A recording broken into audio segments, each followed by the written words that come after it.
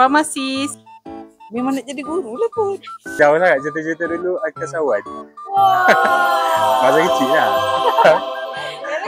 Bila dewasa jadi berpijak di dunia yang nyata lah. Jadi apa? Jadi cikgu lah. Pelawak.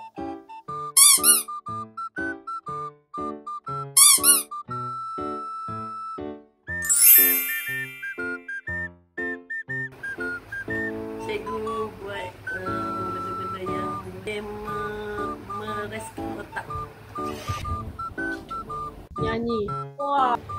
Jalan-jalan.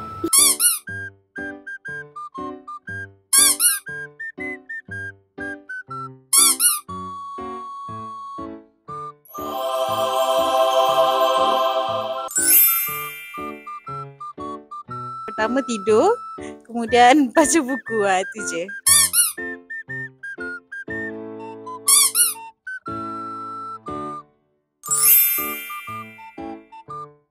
Yang pelik dia, cikgu dah makan orang ke?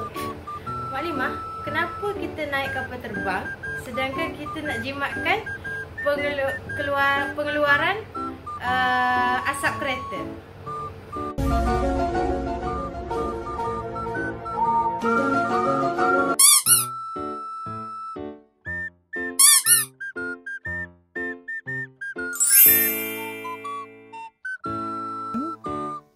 Hari cuti lah. Hari gaji.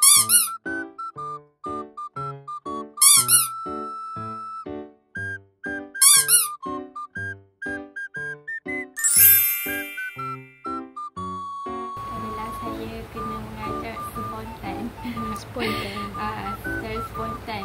Kerana biasalah tanpa ada rancangan pengajaran ni, saya jadi kelang kabut sikit mengajar.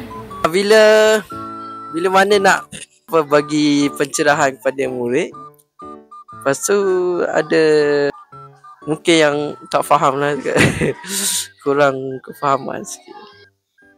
Kalau kena kaca atas petah tu nervous lah. Mestilah kejayaan anak murid.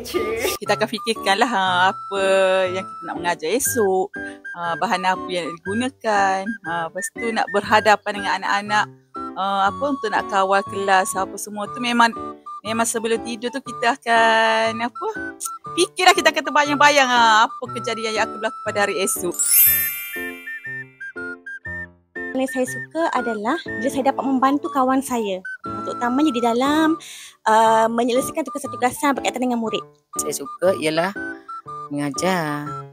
Yang kedua, membimbing murid yang tak faham sehingga mereka boleh buat. Sehingga mereka boleh faham apa yang kita ajar. Dan kita rasa seronok apabila mereka boleh buat dan menyebut semula apa yang kita ajar. Bahagian sukan lah kot. Mengajar.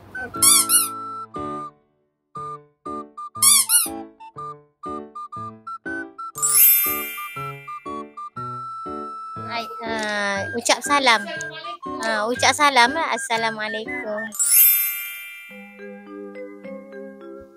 Nasihat kadah untuk guru muda ialah supaya guru-guru muda ini sentiasa happy dalam mengajar. No stress. Pertama, matlamat mesti jelas. Itu contoh. Biasa lepas ni, Ana nak A dalam matematik.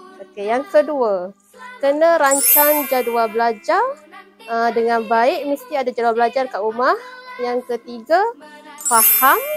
Jangan hafal semata-mata. Yang keempat, belajar dengan aktif semasa guru mengajar. Dan juga yang kelima, buat latihan soalan ataupun latihan guru bagi dan juga latihan-latihan dalam buku aktiviti. Yang keenam, jaga kesihatan. Kerana kesihatan penting untuk kita belajar dengan lebih cemerlang.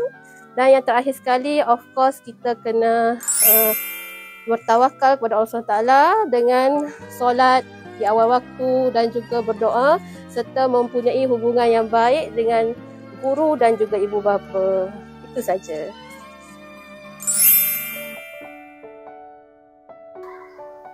Okay, bismillahirrahmanirrahim. Assalamualaikum warahmatullahi wabarakatuh.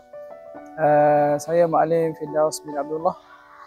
Di kesempatan ini saya mengucapkan selamat Hari Guru dan mengucapkan terima kasih banyak kepada Sekolah Rendah Islam Aman Kota Baru kerana memberi kepercayaan kepada saya untuk mengajar di sekolah ini hampir 10 tahun.